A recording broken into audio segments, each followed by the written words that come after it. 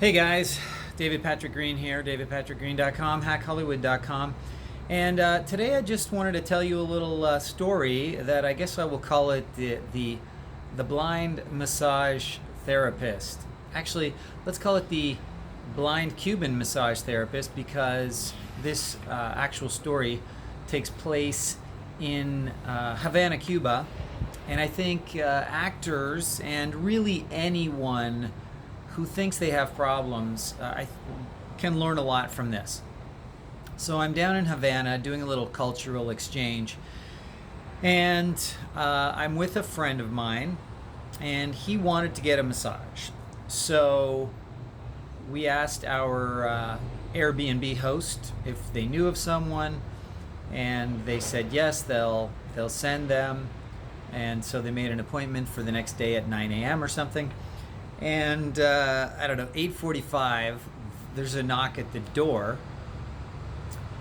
and I answered the door, and there's a guy standing there.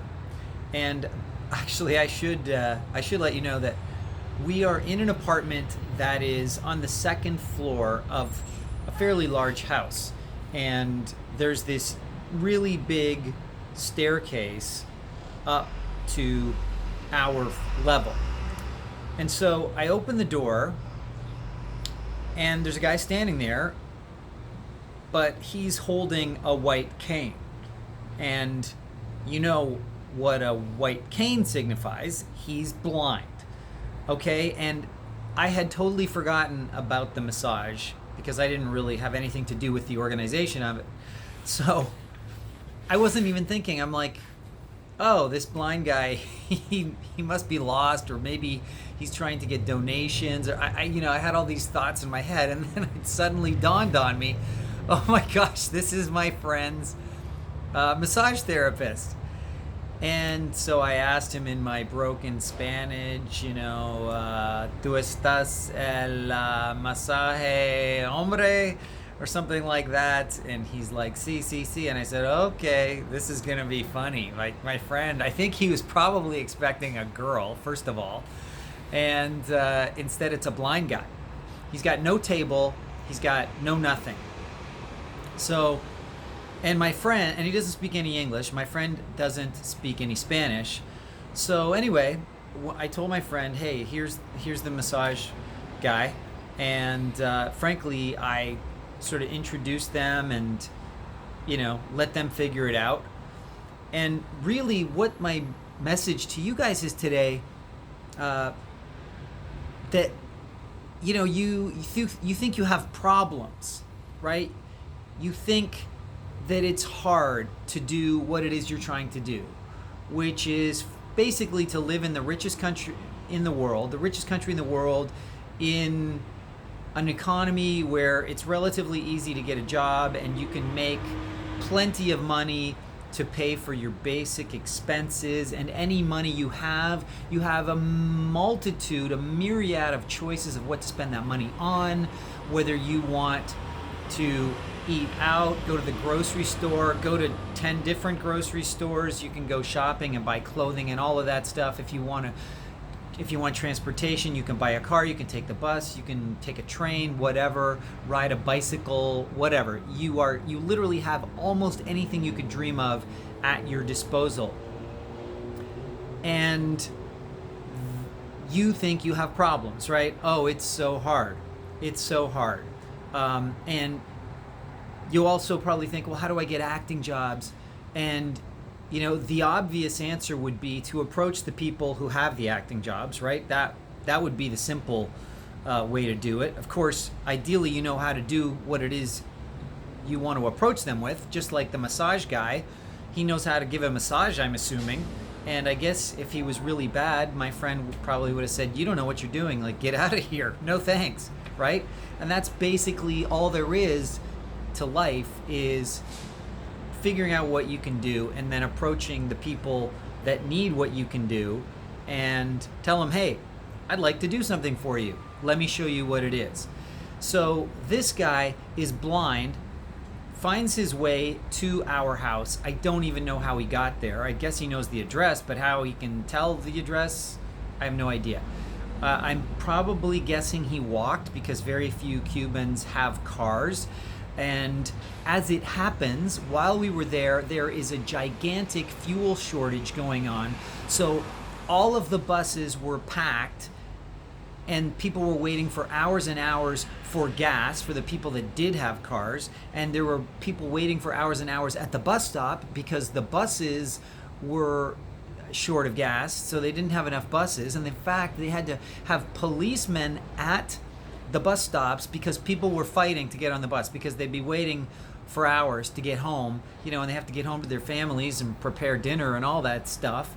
And so they're in the middle of a fuel crisis where there were power shortages, and this blind guy makes it to our house without being able to speak English, has no massage table, nothing at his disposal, and he can get it done. And he made some money for himself, and he had the courage to approach these two guys who, to him, you would think he would be intimidated by, but obviously was not. And not being able to speak the language, not being able to see, he's able to operate his business, okay? So I just want you guys to think about that. Think about being in that person's shoes, not being able to see, living in a country that's extremely poor. It's got a terrible government. Even though I support Cuba and the people there, the government is pretty terrible. Apparently the major shortage of fuel occurred because they were running out, and they had reserves, but they didn't bother telling people that there was a fuel delivery problem because of the U.S. embargo on Venezuela, and Venezuela is where they normally get their fuel from, and apparently Venezuela has not been delivering in a timely manner, and the government only told the people that there was going to be a shortage when their reserves were running out. So they didn't even give them any notice. Like, they could have said, well, we have reserves, so in a month we're going to have some problems. They waited till they actually ran out of reserves. And they literally said, we're not going to get a shipment of oil until next week or something, or next month. I don't know. But think about it. This blind man is able to run his business, and you think you have problems. The only problem you have is in here, okay? It's in here that you think you cannot approach people and you cannot tell somebody what it is you have to offer. So look, here's the question, and here's the solution to your problem. Ask yourself, are you a top-notch actor? Because if you can't answer instantly, yes, I'm a top-notch actor, I can prepare material really quickly and I can perform it in an incredibly lifelike, believable manner, then that's your first problem. You need to solve that problem. And the way to solve that problem is to practice every single day, because you are trying to get into the Olympics, okay? And you have been training like a couch potato, okay? Like, you're probably going out and having fun, etc. Maybe you take class once a week and you think that's enough. It's not even close to enough. You need to be practicing every day, a couple of hours a day, okay? That's the minimum. That's the minimum level, because people who you're competing against are freaking amazing. The bar is extremely high in terms of basic acting skills, like learning material and being truthful and lifelike, and not being self-conscious and nervous. And the way to get over being self-conscious and nervous is to be so good at your craft that it's like second nature. It's like an instinct. You have to turn it into an instinct. Like riding a bicycle. You hop on the bike, you ride, right? You don't think about it. That is acting, okay? You should be able to get material, look at it, and you go, oh, okay, I know exactly what I'm going to do with this. You're not concerned about what you think they want. You're just like, this is what it says to me. 10, 15 minutes, you got it down, okay? That's literally where you need to be for 3 or 4 pages. 15 minutes, you're done, no problem. And I've seen people who can do it in 5 minutes, and they book series regulars over and over and over. Okay, so that's the first thing, is you need to be able to answer that question. Can you do the thing? And if you can do it, then what are you waiting for? Because so few people can actually do it at that level, that if you can do it and you are unique, and I know you're unique because everybody is unique, then you have to go out and find the people who need those services. Well, where are they? Who are they? Well, they're producers, they're writers, they're directors. I wouldn't say really agents. Agents don't hire actors. Casting directors don't hire actors. They bring them in, but they're not the ones who are going to be making the decision. So look for the people who are actually signing checks, or who work with the people who are signing checks and can say, hey, you should take a look at this guy. You should take a look at this girl, this woman.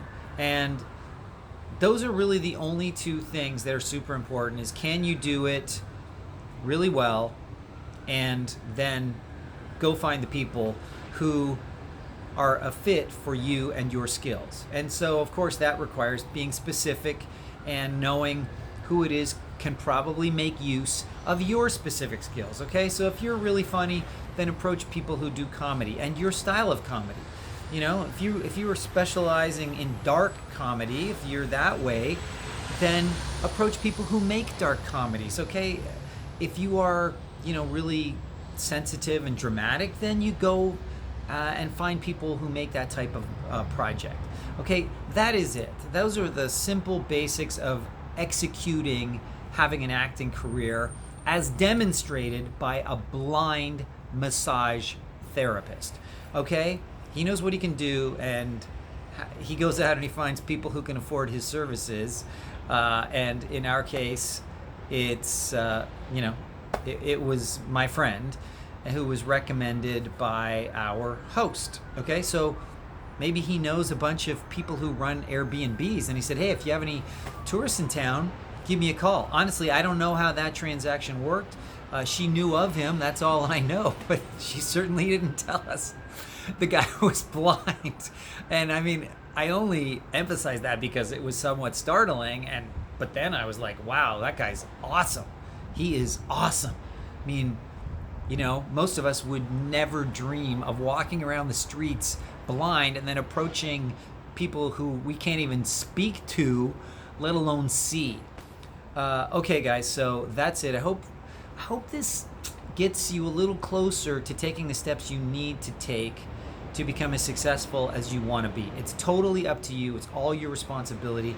And now you know exactly what you need to do to make it happen. So that's it. If you liked this video, please give me a like, or if you have any questions or suggestions, please put them in the comment section below. And that's it. I will talk to you soon. And if you want to hear more videos like this, then please subscribe to my channel and click on that bell that'll notify you when videos come out. I'll talk to you soon.